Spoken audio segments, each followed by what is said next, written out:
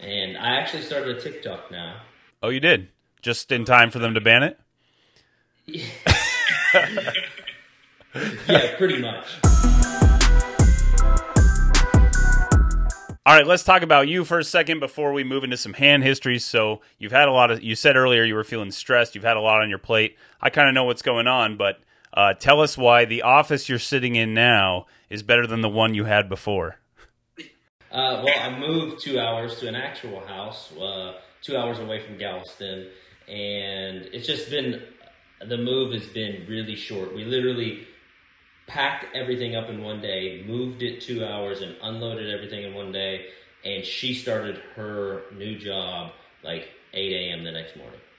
So like, and that was only 3 days ago. So she's been working like full time right now. So it's just me trying to borderline unpack boxes and, you know, run around with the 2-year-old and the dog, and you know how that is. Trying to find things. You're like, where did I pack this at? I don't know.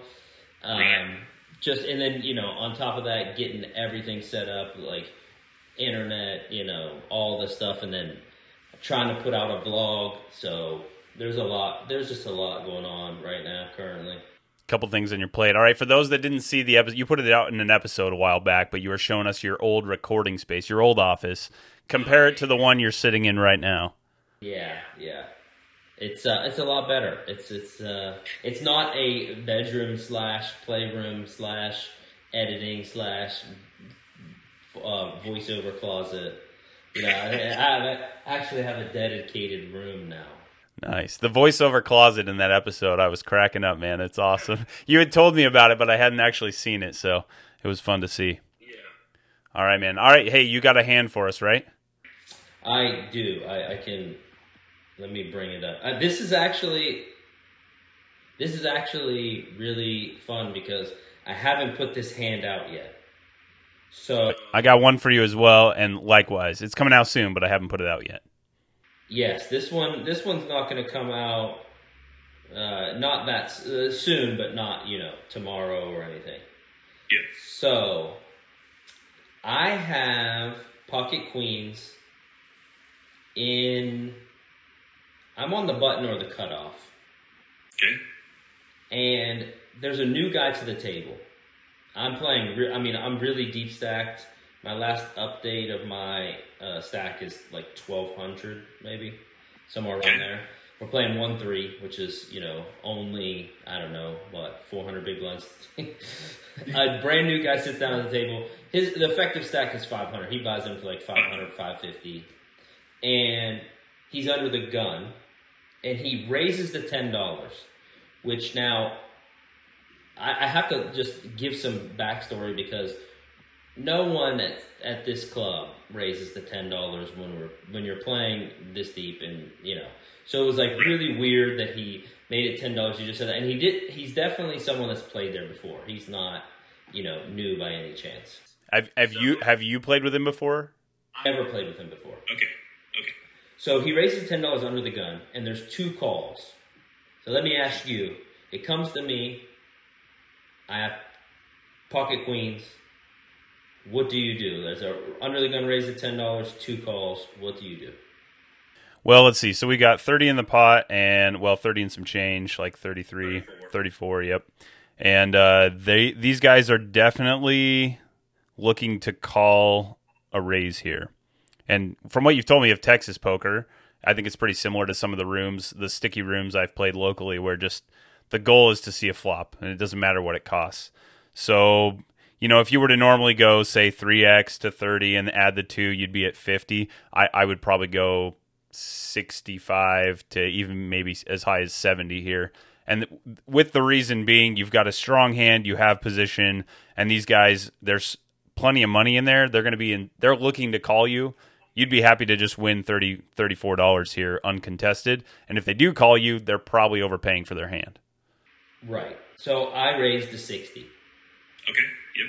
I make it 60 to go, and only the under the gun raiser calls. Okay. And I think this is an important aspect of what happens. He says, once he calls, the other 2 players fold. Right before the flop comes out, he says, I need a 7 or a deuce.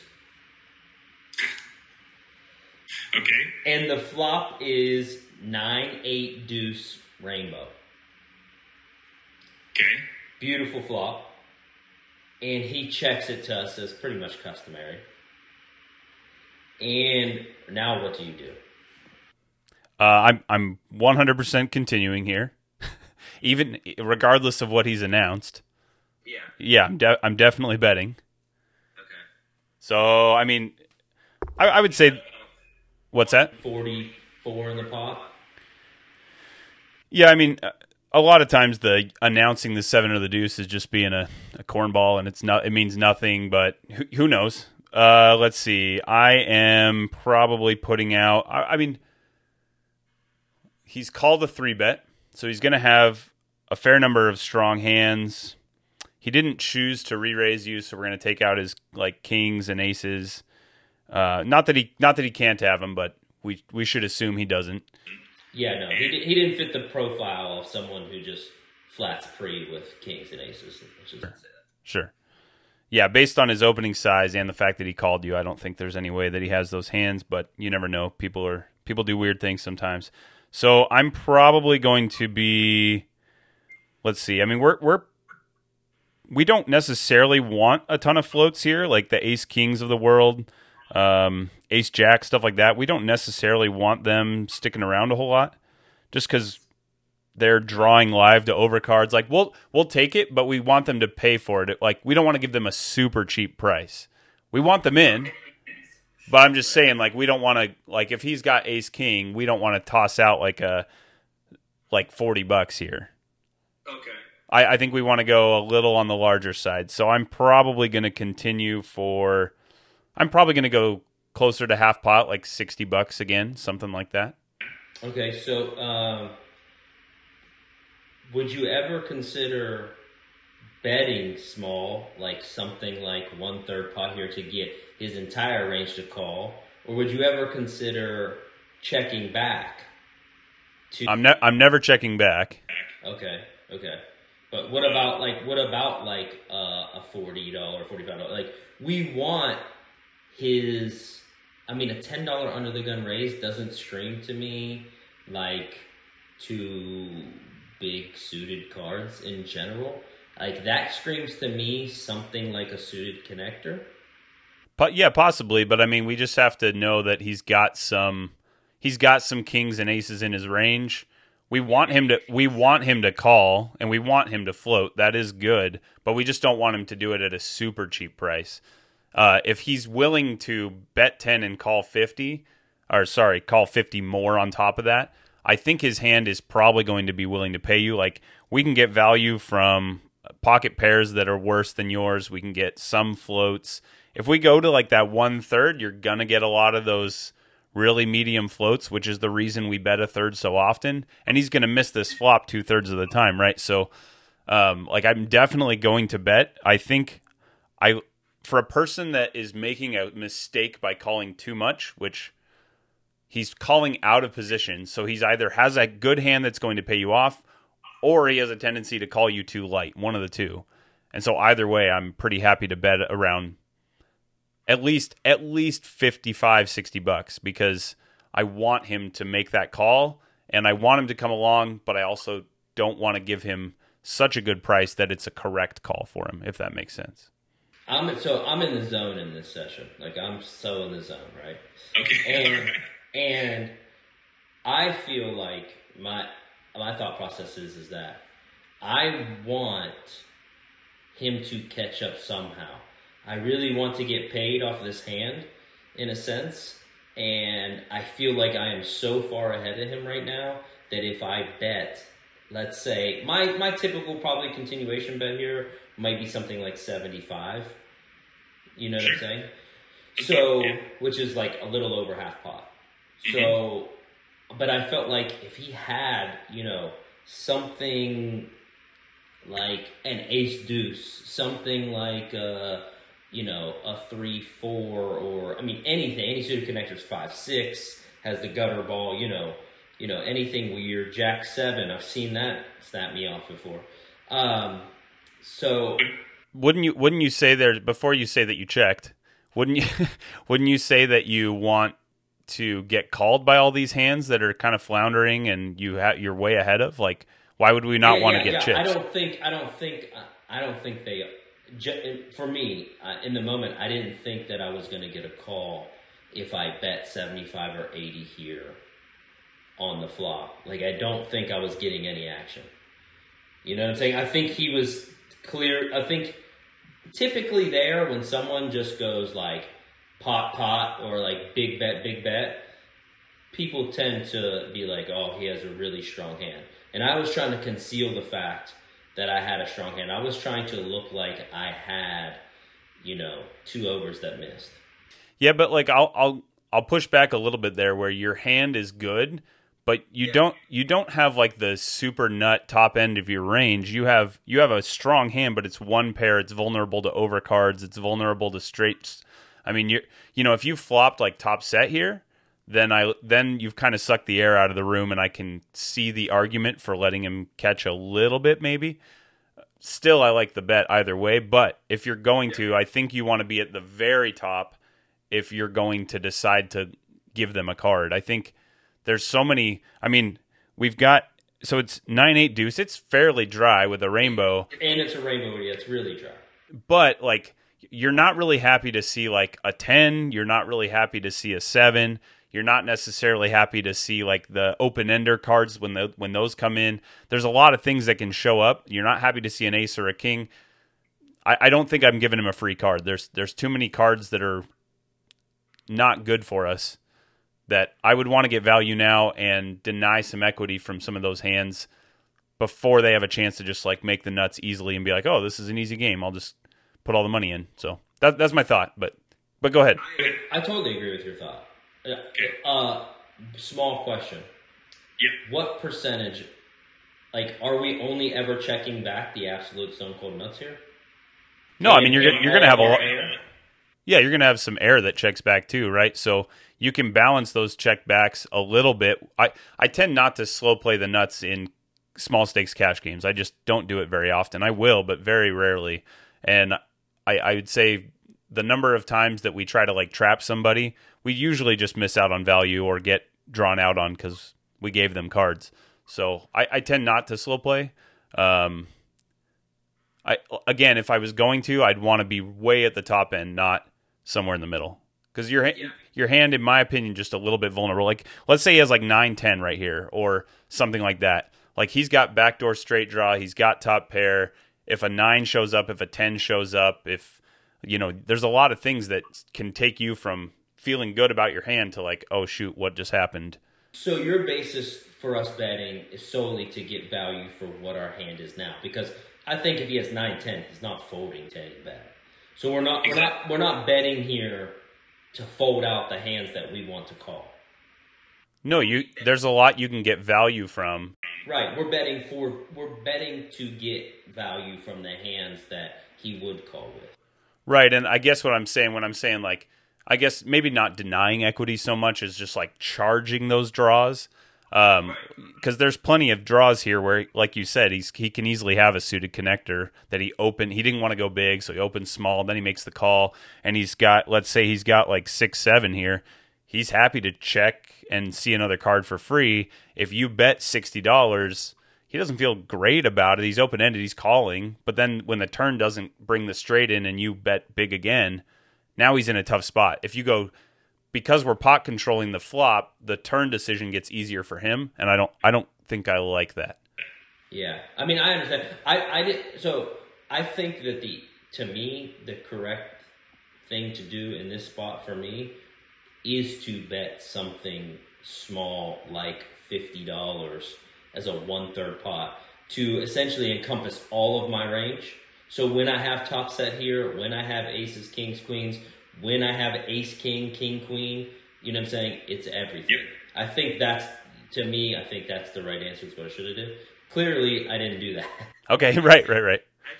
Okay, that's all right. So we check. That's fine. I thought the board was really Try, and I was trying to, like I said, I felt like I was in the zone, and I felt like I was just, some of them days where you just feel like you know everything that's happening.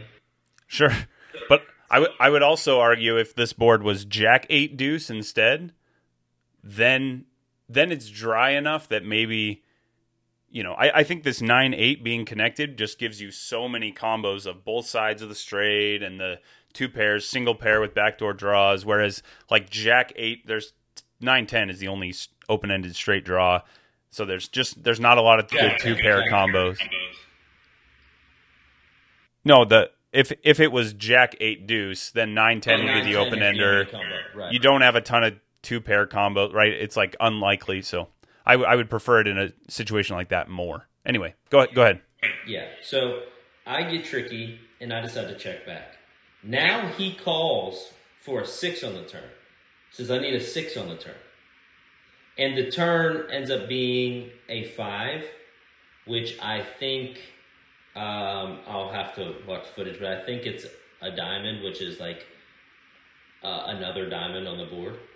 So it adds a diamond draw? Okay. Yeah. And I've already committed in my mind that I'm trying to get value from a hand that, you know what I'm saying? Like, I don't think I would otherwise get value from. That's where I'm at in the hand. Like, that's the way I'm playing. So he now leads for $75. Okay. And I think that this is actually probably a really good spot to raise. But what do you think? If your plan was to underrepresent your hand, I don't love that the straight has come in, but I'm not going to play scared. I would go for the raise here.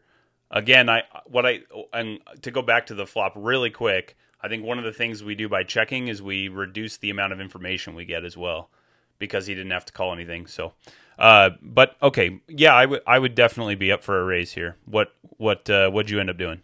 I just end up smooth calling because I feel like his minimum raise $10 under the gun, then calls 60, then checks flop, now leads turn, is I'm leveling slightly because, like, if I were in his shoes, I would think that I missed, that I've made a big raise pre-flop, I completely whiffed the flop. The 5 can't really help me.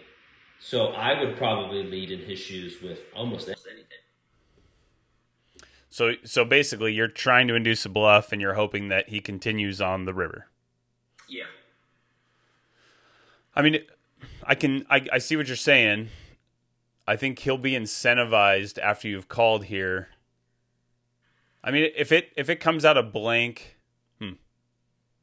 I played the hand really weird, but I understand that. I played the hand totally weird, and I normally would never play a hand this way, but in the situation, I'm also trying just new, you know what I'm saying? Like, I'm trying to see what mistakes I make in hands or what the best option is when I review, because I don't have that much time to just sit around and study, you know what I'm saying? So I wanted to play this hand differently. Plus, I knew he only had, not only, but he had 500. He called 60.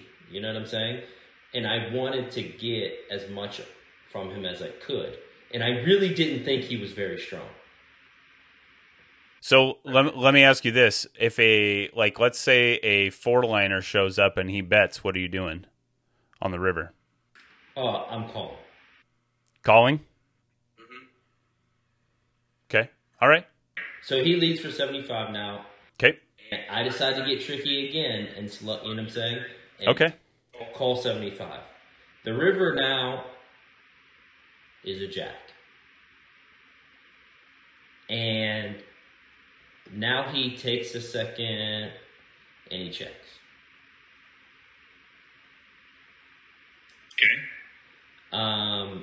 I feel like, just to reiterate, or just to go through this, is that if I would have bet flop $75 and he called, and the 5 came, that's not really necessary. I mean, the 6-7 gets there, right?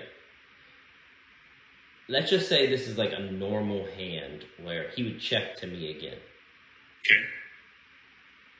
If I bet again on the turn, obviously his options are to call, fold, or raise. If he just flats again, like let's say I bet 75 on flop and then turn, probably I bet 125, 150, he just calls again, I shut down on this river.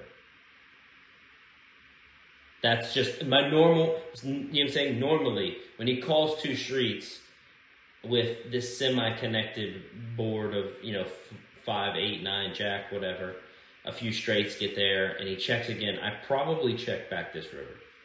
There's no interest in like a thin value bet here. I'm not saying there's no interest. I'm just saying my normal tendency would be. Okay. You know what I'm saying? And at that point in time, I think his stack now would be somewhere in the 250 left, and the pot would have been over 500. So like I could bet something like 100, in that case scenario where if I played it as I normally would. Yeah. But I probably wouldn't. I would probably just be satisfied and essentially be scared of the fact if I go for a $75 or $100 very thin value bet on the river and he just is like all in, then I'm just like, it's like now in my mind I call off $150 or I fold to like getting 6-1. Yeah, and I think again this is where I'd like to change the way it played earlier to put you in a better position for the river. But okay, so where are we at now? He checks to you. What do you end up doing? Poker. This is the reason why I love poker, because you know what I'm saying, like I could play this hand one way, you could play this.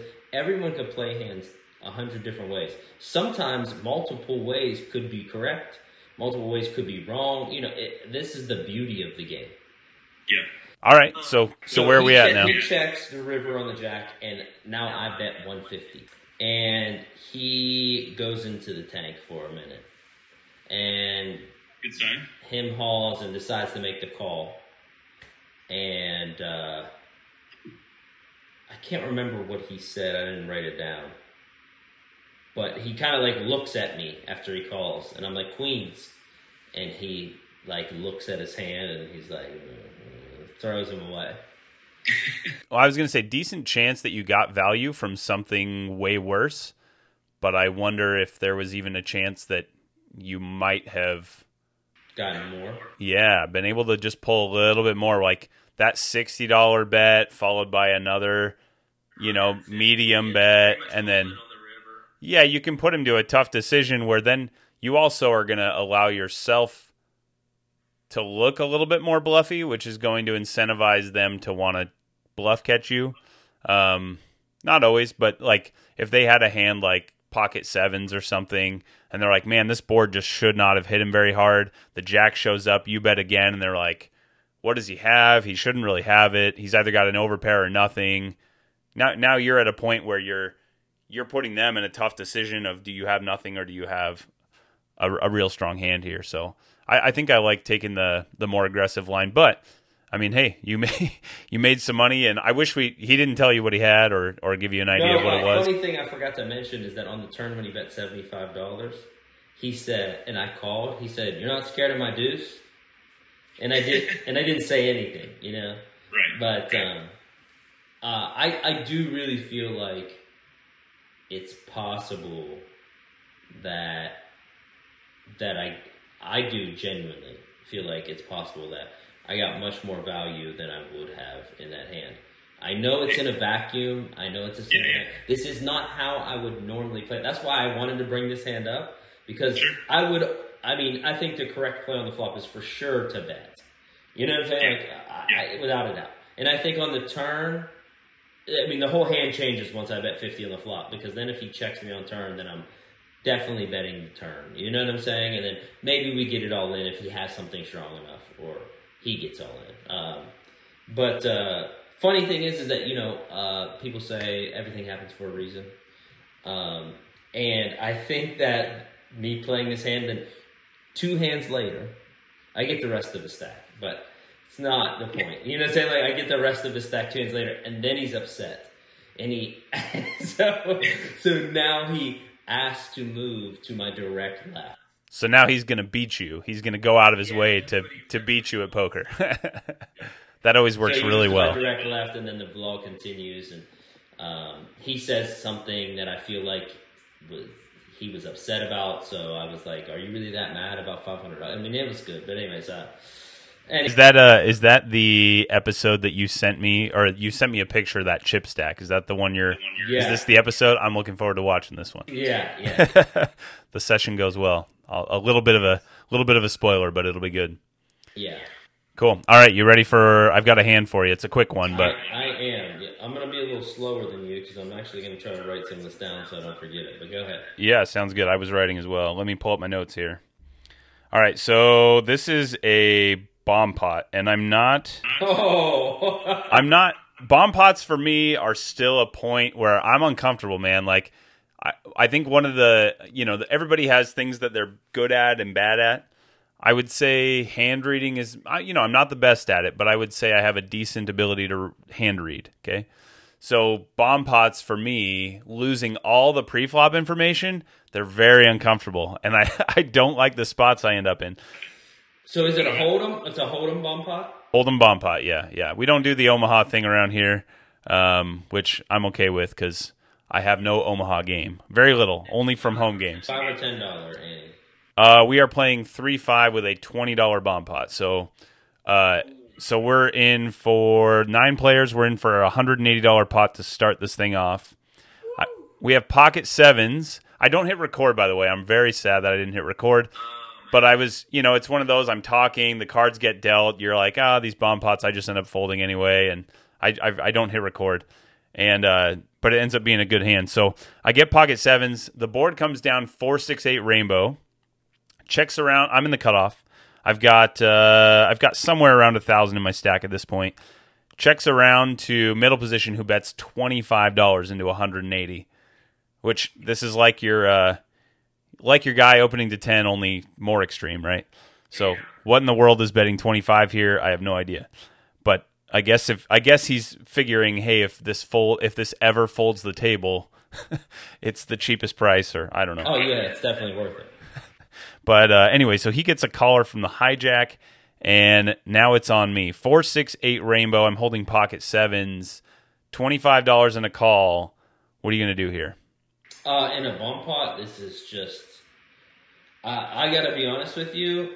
When I play bomb pots, they're Omaha. But I have played plenty of hold'em bomb pots before. But you're only doing single board. Right. So like almost every bomb pot I've ever played is double board. I don't think I've never played a single board bomb pot.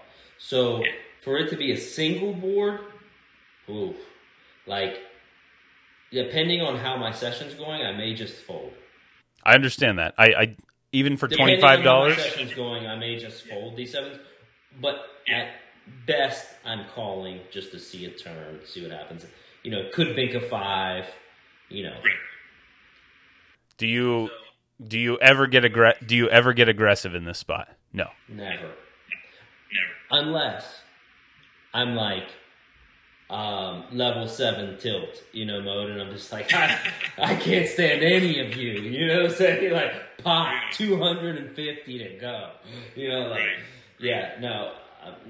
I mean, unless I'm like on one, like I'm out in left field. I've never been angry, which I probably would just not play the one pot or get up or whatever. But like, if I'm there, that's the only time ever. So it's like 99% of the time I'm folding or calling here. Makes sense. So here's my thought process, and again, it's a bomb pot, so I'm excited now. Yeah, oh yeah. The fact that I didn't just say, so I called, right? Yeah. It's getting more interesting. So here's my thought process. People tend to have someone out there has 2 pair, right? Or they have at least like ace 8 or like a decent top pair or whatever. Like there's going to be some good hands. Chances are somebody has 2 pair or a decently strong hand, a set, whatever.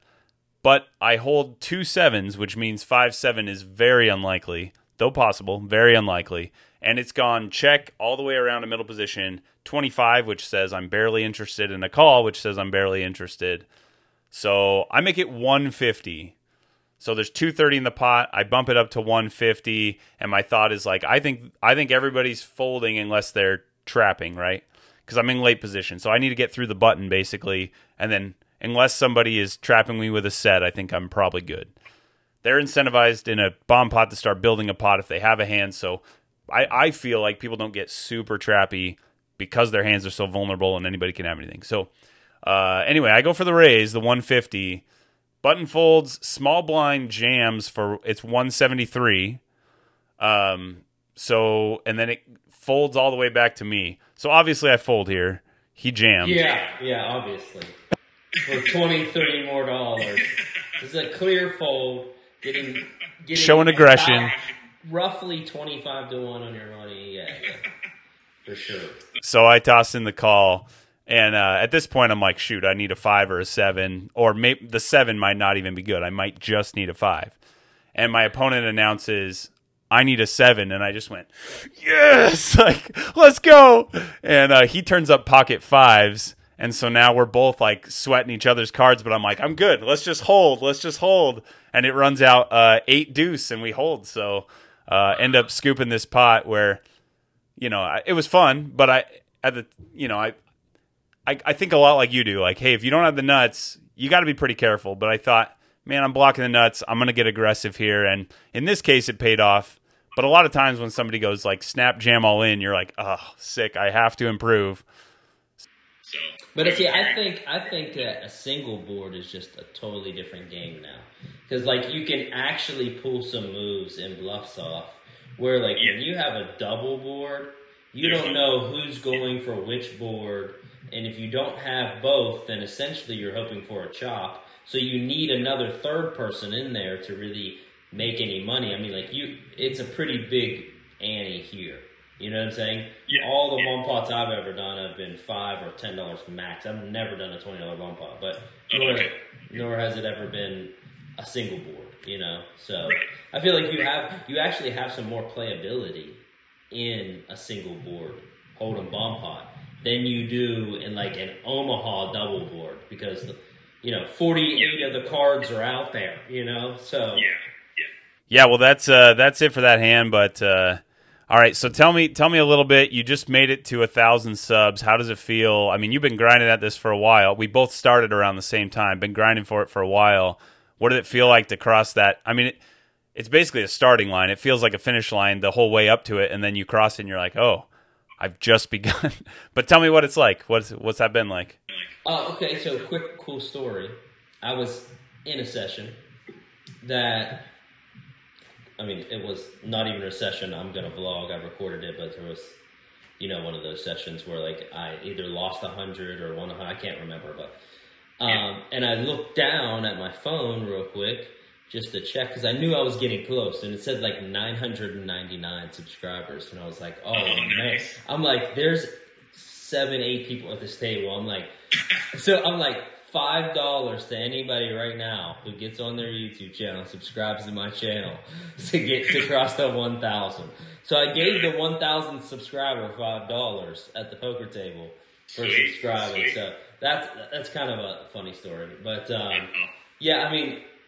it was kind of, for me, it was definitely kind of surreal in the idea that, sometimes you just don't know if you're ever going to make it or if you have enough gas in the tank to keep going until you do make it, or, is it even possible? Like, it's one of those things that sometimes takes so long that it kind of feels like it's no big deal when it happens, and at the same time, it's like surreal, like, oh, this just happened. Dude, the number of conversations you and I had over the past year as we were just putting in the grind and putting out content, and it gets no subs, no views, no likes, and nobody's staying on the video, and we've definitely had some low moments, and it's been nice to kind of share in that together and go, okay, we're all right, we're going to keep pushing, and definitely felt cool to make that milestone. So congrats, man. Where if people want to find your channel, if for some reason they've tuned into this video and they don't know, tell them where they can find you. GH Space Poker on YouTube, GH Poker _ on Instagram. And I actually started a TikTok now. Oh, you did? just in time for them to ban it? Yeah, pretty much. Perfect. But I mean, pretty much all. I mean, the only thing I really did for TikTok was take all my short videos and just post them on TikTok. You know what I'm saying? Just for maybe some extra exposure. You know, I had a few that did pretty good, but you know, so I think that's just GH Poker. But GH Space Poker on YouTube, you know, that's where everything's at. But and I have to put the space in there because GG Poker, you know, takes over the algorithm for me. So when you type in GH Poker without a space, it'll pop up GG Poker because they think that you... Really? Yeah, because G and H are right next to Right. So they're like, oh, this guy just fat fingered it. He doesn't want a nobody. He's not looking for a nobody. He wants a big channel. Nice. That's funny. Right on, man. Well, this has been fun. As always, one of my favorite poker vloggers out there. So if you haven't checked out Gerry's channel, make sure you do. He's got a lot of fun content, and it is worth your time. Thanks for tuning in. Thanks for being part. And Gerry, thanks for being here, man. Looking forward to the next one. No, thank you. I appreciate you, as always, and our many conversations. And I've probably quit a few times on you over the phone, but I appreciate you always. You definitely did. We got it. There were a few times where I sent you some frustrated text too. So yeah, we're making a quarter a day. We're doing it. Yeah, right on, man. Yeah, well, I think we both made, I would say, dozens of dollars at this point, right? Yeah. Almost. I'm almost at a dozen. Almost a single dozen. Yeah. I can buy a carton of eggs, I think. Yeah. All right, brother. Thanks, man. I'll see you later.